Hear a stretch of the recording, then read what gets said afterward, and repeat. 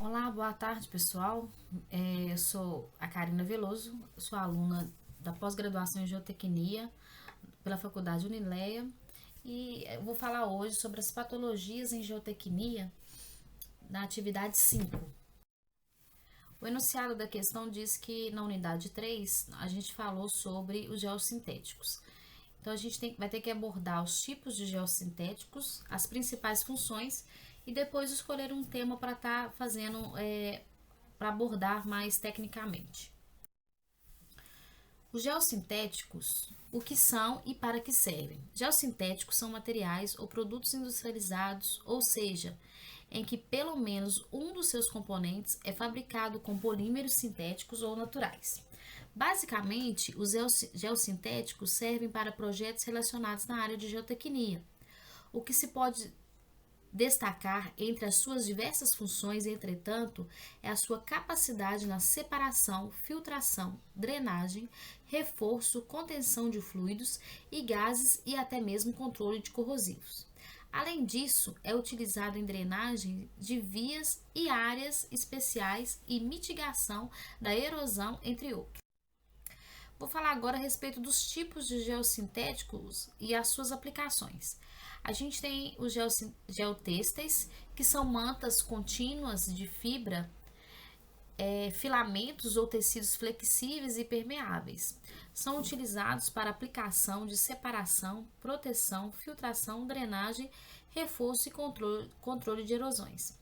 Já as geogrelhas são materiais geossintéticos com forma de grelha. A principal aplicação das geogrelhas é o reforço dos solos. Temos também as georredes, que são materiais com aparência semelhante ao das formados por duas séries de membros estruturados paralelos, que se interceptam em ângulos constantes. Possui alta porosidade ao longo do seu plano, sendo usado para conduzir elevadas vazões de fluidos ou gases. Temos também as geomembranas, que são mantas contínuas e flexíveis, constituídas de um ou mais material sintético. Elas possuem baixíssima permeabilidade e são usadas como barreiras para fluidos, gases ou vapores.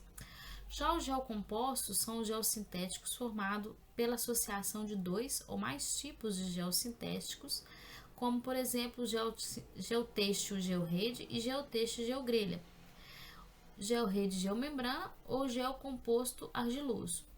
Geocompostos drenantes pré-fabricados ou geodrenos são constituídos por um núcleo plástico drenante envolto por um filtro geotêxtil.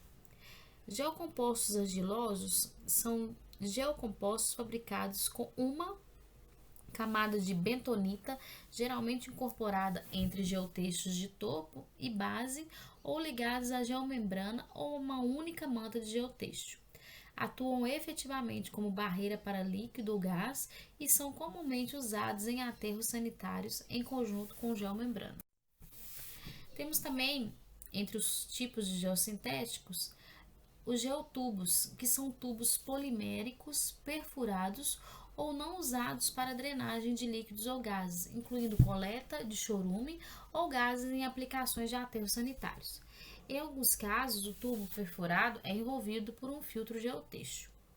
Já o gel expandido são blocos ou placas produzidas por meio de expansão de espuma de poliestereno para formar uma estrutura de baixa densidade. Ou seja, o gel expandido é usado para isolamento térmico como um material leve em substituição a aterros de solos ou, sobretudo, como uma camada vertical e compreensível para reduzir pressões de solo sobre os muros rígidos.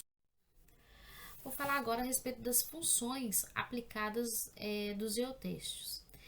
Geossintéticos dispõe de diversas funções que fornecem soluções para reforço, melhoramento, estabilização de solo e pavimentos, controle de erosão, tratamento de efluentes, impermeabilização de solos, revestimentos de canais e proteção costeira.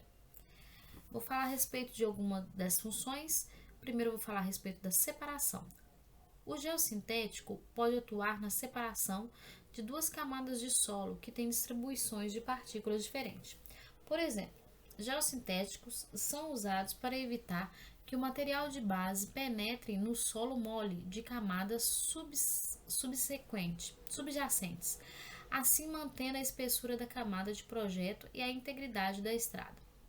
Já a filtração, em resumo, o geossintético pode desempenhar papel similar a um filtro de areia, permitindo a livre passagem de água através do solo enquanto retém as partículas sólidas.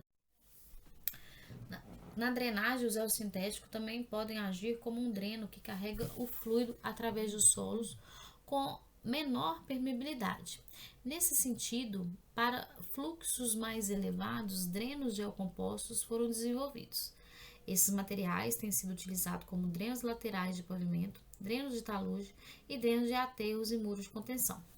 Já como reforço, para finalizar, o geossintético pode atuar como elemento de reforço inserido no solo ou em associação com o solo para melhoria das propriedades de resistência e deformação do solo natural. O emprego de reforço possibilita a construção de aterros sobre fundação de solos extremamente moles, bem como a de muros íngremes improváveis de serem viabilizados, ou seja, em solos não reforçados.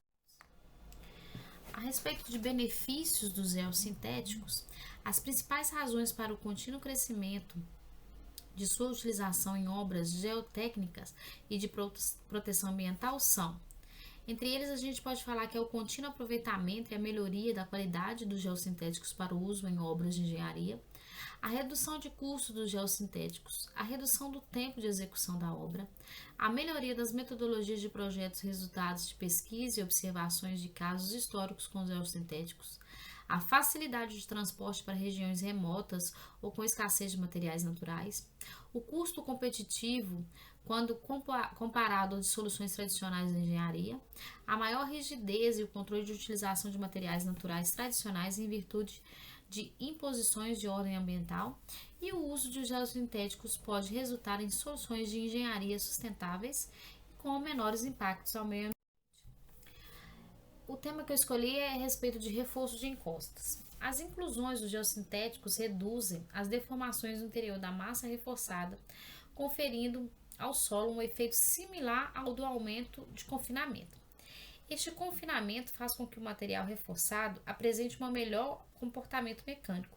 A zona reforçada, como um todo, atua similarmente a um muro de peso convencional. O colapso de um sistema solo e reforço pode ocorrer interna ou externamente à zona reforçada. O dimensionamento das estruturas de solo reforçado é geralmente dividido em duas etapas de análise. A primeira é a estabilidade externa e a segunda é a estabilidade interna ao sistema. Na verificação de estabilidade externa, considera-se que o comportamento conjunto similar ao de um muro de peso. Calcula-se então a segurança do maciço com relação aos 4 mecanismos clássicos de instabilização de estrutura: de contenção, o deslizamento da base, tombamento da capacidade de carga da fundação e ruptura global, conforme eu mostro na figura 8. Na figura 8 eu mostro, o deslizamento da base, letra B, o tombamento, a letra C, a capacidade da carga e a letra D, ruptura global. Para finalizar, o geossintético, quando submetido a uma carga de tração constante, leva um determinado intervalo de tempo para atingir a ruptura por fluência. A resistência do geossintético a ser utilizada no dimensionamento de aterro reforçado deve ser baseada na expectativa da resistência do material ao final da vida útil da obra. Sendo assim, a resistência à tração admissível do reforço deve ser obtida a partir da minoração da resistência à tração característica do fator parcial de segurança. A resistência à tração característica é obtida em ensaio de tração não confinado em laboratório e é, em geral, fornecido pelo fabricante de material de geossintéticos. Muito obrigado pela atenção e até a próxima!